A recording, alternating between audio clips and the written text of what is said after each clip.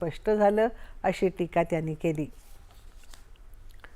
विरोधक पळपुटे असून ते संसदेतल्या चर्चेपासून सातत्याने पळ काढत आहेत, असा आरोप मुख्यमंत्र्यांनी केला. ते आज मुंबईत माध्यमांशी बोलत होते. लोकशाहीत संसद हे सर्वात मोठं व्यासपीठ असून चर्चा हे लोकशाहीचं मुख्य शस्त्र आहे.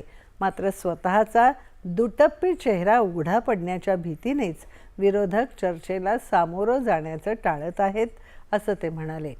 झारखंडसह विविध मुद्द्यांवर उत्तर द्यावं लागेल आणि स्वतःच्या कामगिरीचं उत्तरदायित्व निश्चित होईल, म्हणूनच विरोधक गदारोळ करत असल्याचा टोला त्यांनी लगावला.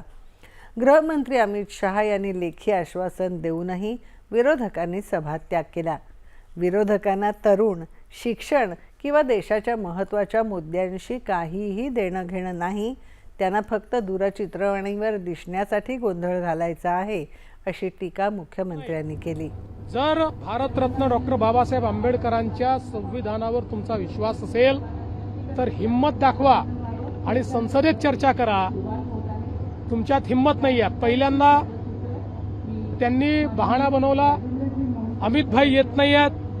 अमित भाईंनी पत्र दिलं, तुम्ही चर्चेला या, मी उत्तर द्यायला तयार आहे. मग यांना तोंड दाखवायला जागा राहिली नाही, तोंड काळं झालं. तर संसदेतनं तोंड लपवून पळालेले भगोडे आहेत. यांना लोकशाही मान्य नाही, हे लोकशाही विरोधी आहे. चालू आर्थिक वर्षात एप्रिल ते जुलै या कालावधीत भारताच्या